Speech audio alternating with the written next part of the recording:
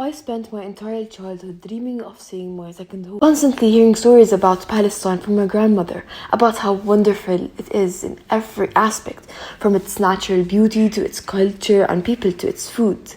My grandmother usually speaks about Palestine in the past tense, always using it was, it had, and this resonated with me because it made me feel responsible to do my best to instill hope that Palestine would one day be free.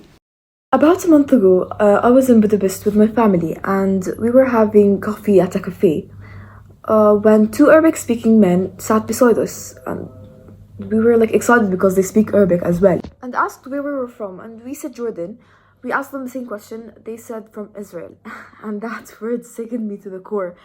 I didn't know what to say. I was in fact very much speechless because he had the audacity to speak Arabic to inform me he's one of the people who support the killing of innocent people. It's a disgrace. And it was in that moment that I realized how critical it is to raise awareness about my homeland. This documentary explores the impact of the Israeli occupation on Palestinian culture, including literature works, education, religion, and economic downfall as a result of the occupation, as well as the importance of the infrastructure in Palestine in order to acknowledge the cultural appropriation and identity theft carried out by Israelis in order to erase all traces of Palestine and prolong its essence.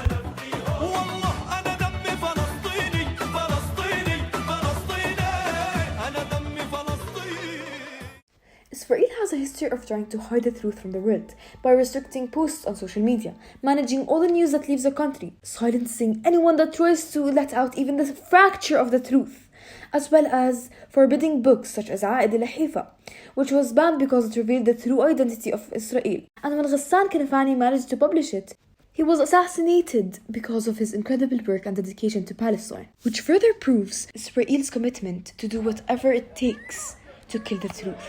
Shireen Abu Akleh's death was no different, as she was shot dead while reporting the news in Jenin. And after a thorough investigation, it was discovered that Israel has been scheming to kill her for years, and that when the opportunity arose, they seized it because they were intimidated by her incredible work, to the point where they were chanting Jerusalem is ours after realizing that Shireen is dead.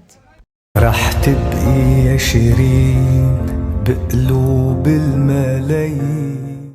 Theft and diversion of indigenous culture and history is typical of all modern settler and colonial nations. Palestine is no different. When someone searches up Israel's national dish on Google, a list of food appears. Would you like to guess what they are? Of course, falafel, kibbeh, shawarma, hummus, and many other Palestinian nourishments that have been stolen and culture appropriated. To the point where Israel created a brand known as Sabra in order to sell Israel's traditional food that is famous worldwide, making it very much easier to trick the West into thinking that in fact these are Israeli dishes and not Palestinian.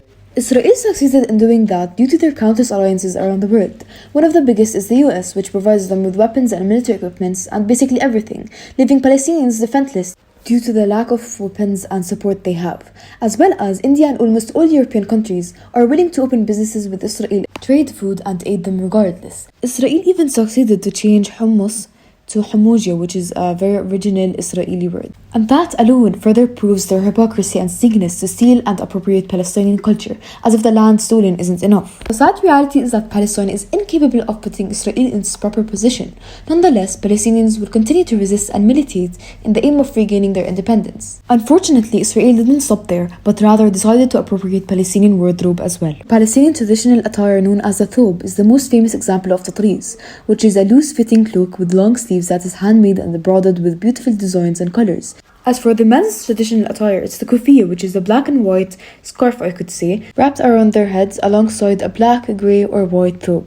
In June 2021, which isn't very long ago, Louis Vuitton proceeded to culturally appropriate the kufiya and banned it as Israeli attire by changing the colors from white and black to blue and black like Israel's flag, which is remarkable because huge corporations like that have the power to have a huge significance on people by standing with Israel and aid with identity theft. Now in this case, Google isn't helping because when you search online for Israel's women's attire, this pops up, which is literal cultural appropriation, as this dress is tatriz, which is one of the main skills and techniques passed down onto generations for Palestinians' clothes. Israel managed to erase children's dreams and hopes by bombing schools, buses, and killing children on their way to learn.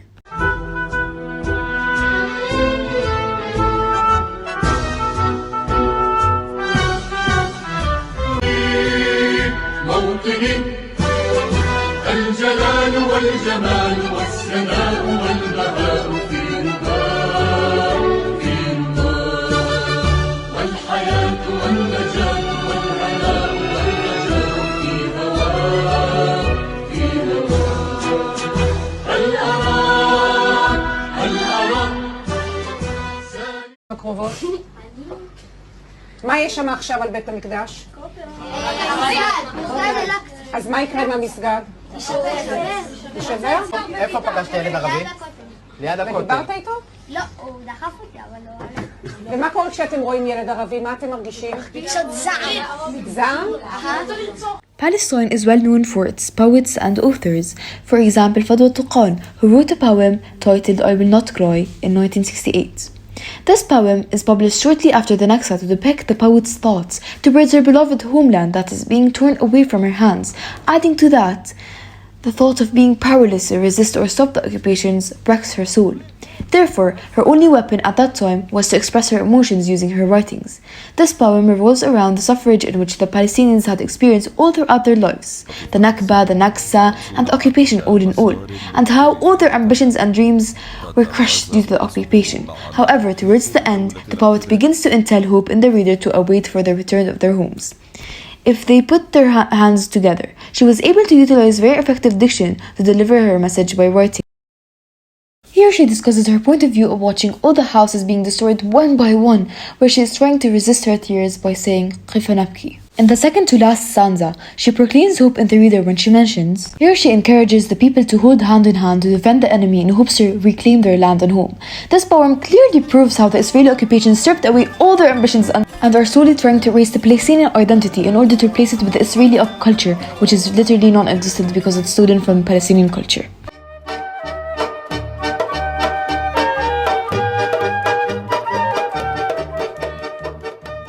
Explains how he sympathizes with Palestinians in an interview with Charlie Roos, but then goes on to say Palestinians should move on and forget the past. That appears to me extremely hypocritical, because if an Israeli feels there should be justice for Palestinians, why serve in the IDF for most of your life, killing innocent people while expecting them to willingly give up their homeland? As well as, his book is very biased towards Israel, where he pictures it as a perfect country. Shivat's book My Promised Land is originally published October 15, 2013, where he basically tries to justify the occupation of Palestine and the ethnic cleansing of innocent humans by saying God promised us a land, known as Canaan. As well as, this book attempts to victimize Israelis and strive to erase the Palestinian identity and replace it with theirs. Now, this was evident in the book when the author says,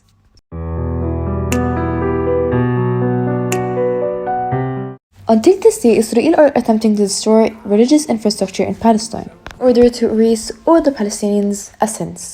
The official religion of Palestine is Islam.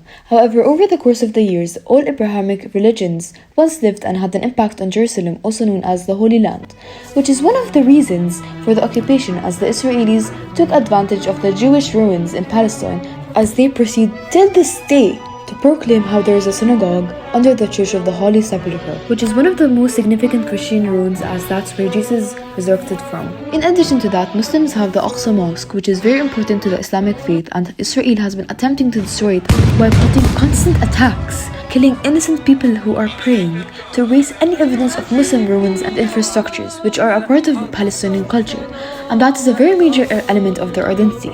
Until this day, Al-Aqsa is being under attack and innocent people are being killed while praying. And there are still naive people supporting Israel and what they do.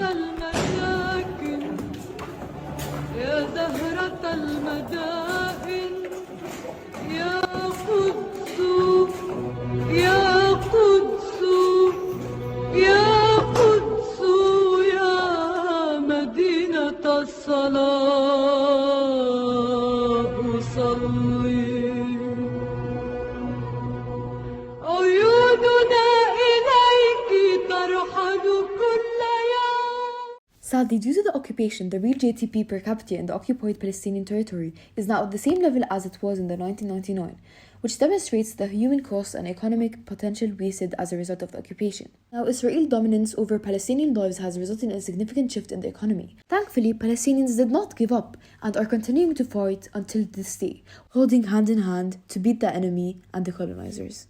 Israel has a good approach or plan to destroy the Palestinian economy, which is to use all their industries to produce Israeli products that are important to all humans, such as food, water, and other necessities, leaving Palestinians with no choice but to buy from them. Now, if Palestinians manage to find an alternative to the Israeli products, for example, by planting trees or by building a windmill, Israelis will simply just burn them or destroy them, making Palestinians' lives a living hell. My grandmother Suhaila Batshon, who is 86, is a living witness of the Israeli occupation, as she lived in Jerusalem all throughout her childhood during the Nakba's horror, where she was forced to quit school for a year in terror of the bombs and fire shot that killed many innocent people. شو بعرفنا كيف نطلع؟ مش معقول الواحد يترك بيته. بعدين بعد كل هالانفجارات، وصار كل ليلة نسمع انفجارات، والانفجارات اليومية يومية ليل نهار.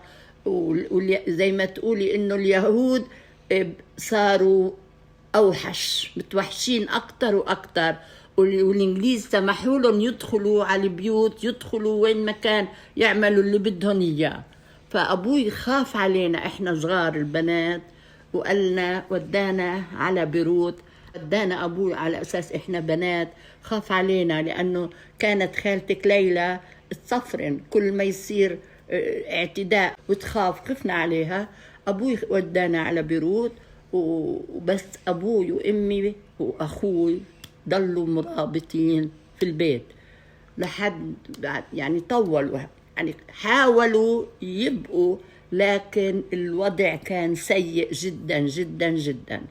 وبعدين إحنا سمعنا كل الجيران وين رايحين، هذا حمل بيته وراح على الأردن، هذا حمل اغراضه وراح على سوريا، هذا. فهالاساس ابوي جبرنا نترك فلسطين.